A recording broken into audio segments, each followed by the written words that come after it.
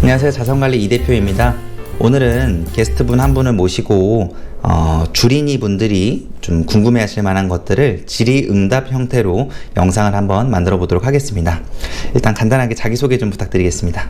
안녕하세요. 저는 종합금융투자자산관리사 김진 컨설턴트라고 하고요. 반갑습니다. 네. 일단은 자산관리 일을 너무 잘하시는 컨설턴트 분께서 오셨는데요. 일단은 일반적으로 주린이 분들, 이제 주식 투자를 막 접하신 분들이 궁금해 하실 만한 것들을 질의응답 형태로 우리 컨설턴트님께서 질문을 주시고 제가 답변을 받는 형식으로 진행을 하도록 하겠습니다. 주린이 분들께서 많이 궁금해 하시는 거 질문 주십시오. 우선 주식과 펀드의 차이점이 뭔가요? 보통 궁금해 하시는 분들이 많은데요. 주식 투자는 말 그대로 직접 투자입니다. 그래서 내가 관심 있어 하는 기업들을 직접적으로 투자를 해보는 거예요. 예를 들어서 삼성전자라고 하는 기업을 내가 투자한다라고 하면 말 그대로 해당 기업의 주식을 매수하는 거가 되겠죠.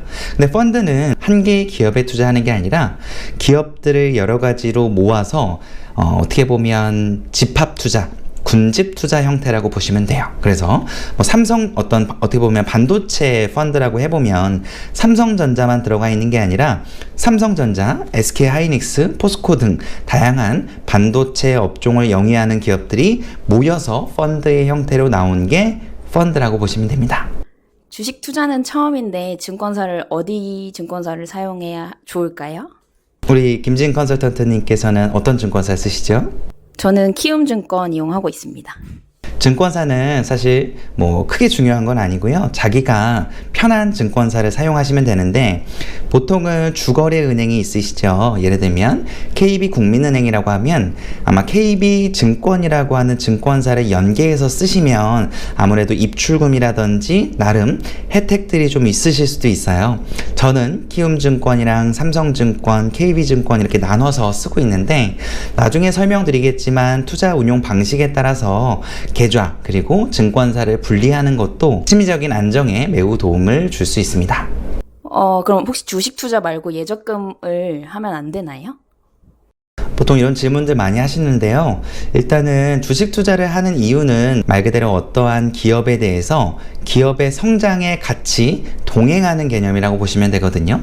내가 예를 들어서 현대차라고 하는 기업에 투자를 한다라고 하면 현대차 기업의 주주가 되는 거잖아요. 그래서 다시 말해서 현대차 기업이 성장하고 조금 더 좋은 매출 상승을 일으켜 나가면서 주가가 상승한다라고 하면 어떻게 보면 나도 주주로서 같은 성장을 할 수 있고 주식에 대한 매매 차익까지도 볼 수 있는 거예요.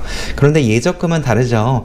말 그대로 은행에 내 돈을 예치해 놓는 거다 보니까 사실은 기업의 성장성에 투자를 한다 개념보다도 돈을 좀 안전하게 맡겨 놓는다라는 개념으로 보시면 됩니다. 그래서 자산 관리할 때 중요한 것 중에 하나가 주식 투자에만 올인하는 게 아니라 예적금에만 올인하는 게 아니라 자산을 분배하고 포트폴리오를 짜서 자금 운용하는 게 매우 효과적일 수 있습니다. 주식은 단기 투자가 맞는 거겠죠? 보통 주식 투자를 단기 투자라고 생각하시는 분들이 많이 있으신데요. 주식 투자를 단기 개념으로 접근하실 수도 있고 중장기 개념으로 접근하실 수도 있어요. 예를 들면 제가 많이 예를 드는 것 중에 하나가 요즘에 에코프로라고 하는 기업들이 많이 좀 뜨거운데요.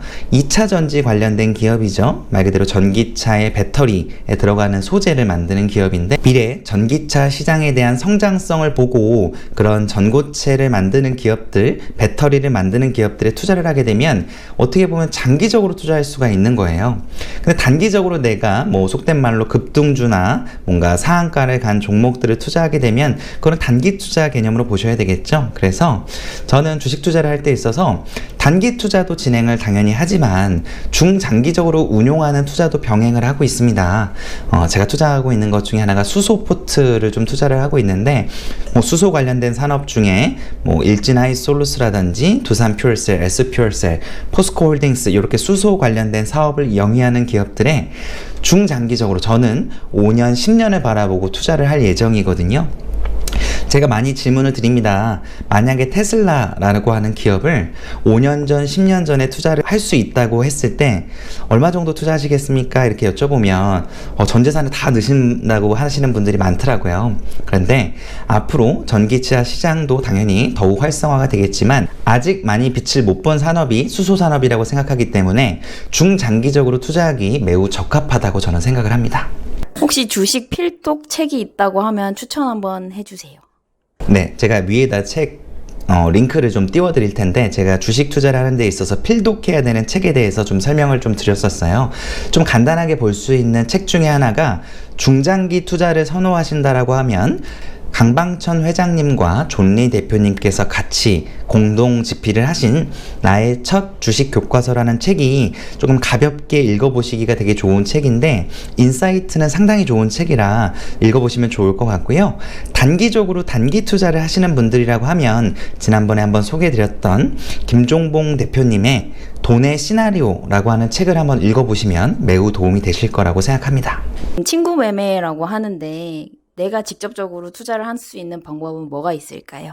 요즘에 친구 매매라고 하는 게 있는데 친구 매매가 뭐냐면 예를 들어서 하락장에 친구가 만약에 나 요즘에 뭐 어떤 종목으로 뭐 마이너스 30%야 마이너스 40%야 라고 한탄을 한다고 했을 때 그때 나는 신규로 진입을 하는 매매를 친구 매매라고 한다고 하더라고요. MZ세대들 사이에서.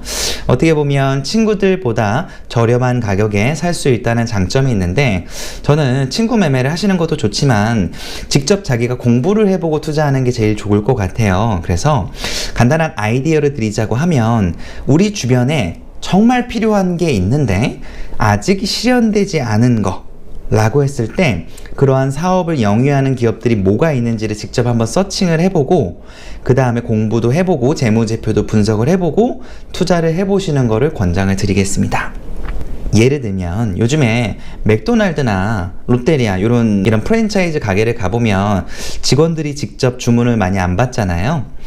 키오스크라고 하는 전자로 이제 직접 주문할 수 있는 매대들이 다 있는데 어떻게 보면 우리가 5년 전, 10년 전에 그런 키오스크를 만드는 기업들의 투자를 했다라고 하면 좋은 수익을 반드시 보실 수가 있었을 거예요.